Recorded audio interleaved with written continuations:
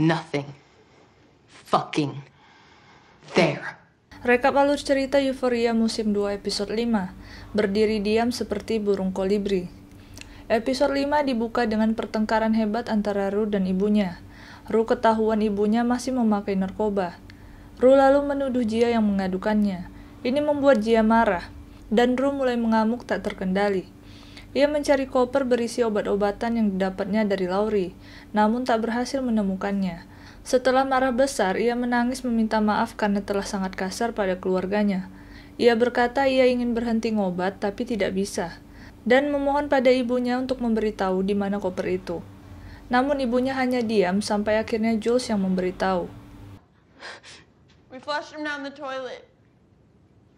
Ternyata Jules di rumah ini sedari tadi dengan Elliot, mendengarkan Rue mengamuk. Sekarang Rue tahu kalau Elliot sudah memberitahu Jules dan Jules yang mengadukan ke ibunya, karena tak mau Rue mati overdosis. Namun ini membuat Rue semakin marah, hingga mengeluarkan kata-kata yang menyakitkan pada Jules. You are fucking dead to me. Di sini akting Zendaya keren banget, dan scene ini sangat emosional. Rue di sini menunjukkan versi terburuknya. You fucking left me when I was at my fucking Setelah dibujuk, akhirnya Rue mau dibawa ke rumah sakit untuk membersihkan obat-obatan itu dari tubuhnya. Namun ketika ia sudah di mobil, ibunya berkata kalau dia akan dibawa ke pusat rehabilitasi, bukan ke rumah sakit. Ini membuat Rue berontak lagi dan ia turun dari mobil, menyebabkan kekacauan di jalanan dan terus berlari. Ia mengetuk rumah Vess, tapi sepertinya tak ada orang. Ia lalu berjalan lagi ke rumah Lexi dan Rue terlihat sangat kacau dan kelelahan. Ia menumpang buang air di rumah Lexi, tapi sebenarnya ia mencari obat-obatan. Setelah turun, ia terkejut karena ibunya sudah berada di bawah, siap membawanya ke rumah sakit. Ibu Lexi rupanya mengadukannya. Di sana juga terdapat Casey, Maddie, dan Kat. Mereka semua menatap Rue. Ibunya membujuk Rue, tapi Rue mengatakan ia tidak bisa bersih dari obat-obatan selamanya. Lalu Casey bersuara. Ia berkata kalau Rue tak perlu merasa terbebani. Ia cukup mencoba bersih untuk 1 hari, dan begitu seterusnya. Rue yang sedang dalam keadaan buruk lantas membalas Casey dengan melontarkan rahasianya. Rue rupanya pernah melihat Casey bersama Ned berciuman di mobil.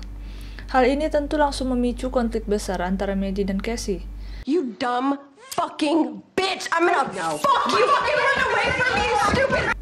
Rue lalu kabur dari ibunya. Ia pergi lagi ke rumah Vesco. Kali ini Vess di rumah dan membukakannya. Rue pura-pura menumpang kamar mandi, tapi kemudian ia menyelinap ke ruangan nenek Vesco. Di sana ia mencoba mengambil beberapa obat, tapi tertangkap basah oleh Vess dan Vess mengusirnya. Vess tidak mau Rue overdosis. Rue yang kacau lalu pergi lagi ke jalanan. Ia berpikir untuk mencuri. Ia pun menyelinap masuk ke rumah orang asing, mengambil beberapa perhiasan, tapi sayangnya ia ketahuan. Ia lalu dikejar-kejar polisi.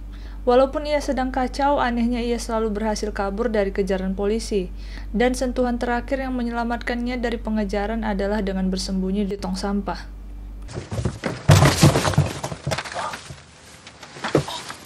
Setelah berhasil kabur, ia akhirnya memutuskan pergi ke Laurie. Rupanya Rue merampok untuk mengembalikan modal Laurie. Namun ia masih berhutang banyak dan berjanji melunasinya.